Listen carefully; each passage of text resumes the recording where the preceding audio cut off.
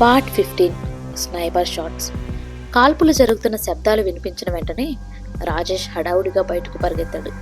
అక్కడ పోలీసులు కాల్పులకు గురై రక్తపు మడుగులో పడి ఉన్నారు.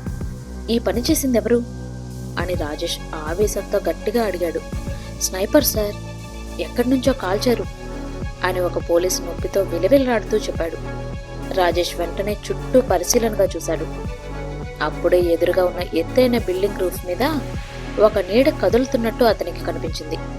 అక్కడెవరో ఉన్నారు అని రాజేష్ ఆ బిల్డింగ్ వైపు వేలు పెట్టి చూపించి దానివైపు పరిగెత్తాడు. పోలీసులు వెంటనే ఆ బిల్డింగ్ వైపు వెళ్లారు, కానీ అప్పటికే ఆ స్నైపర్ అక్కడి నుండి చాకచక్యంగా తప్పించుకున్నాడు. కానీ పోలీసులకు ఆ రూఫ్ మీద ఒక నోటు దొరికింది. రాజేష్ దాన్ని చేతిలోకి తీసుకుని చదివాడు. అందులో, గేమ్ మారిపోయింది రాజేష్, నువ్వు అనవసరంగా టైం వేస్ట్ చేసుకుంటున్నావు. శిరీష, అరవింద్ నా ఆటలో పాములు మాత్రమే. ఈ ఆటలో అసలు మాస్టర్ని నేను. ఫ్రమ్ ఛాయ అని రాసి ఉంది. రాజేష్ కోపంతో ఆ నోట్ని చేతిలోనే నలిపేసి వెంటనే తిరిగి ఓల్డేజ్ హోమ్ లోపలికి వచ్చాడు. కానీ అక్కడ శిరీష కనిపించలేదు. దాంతో, శిరీష్ ఎక్కడా అని రాజేష్ కంగారుగా అడిగాడు.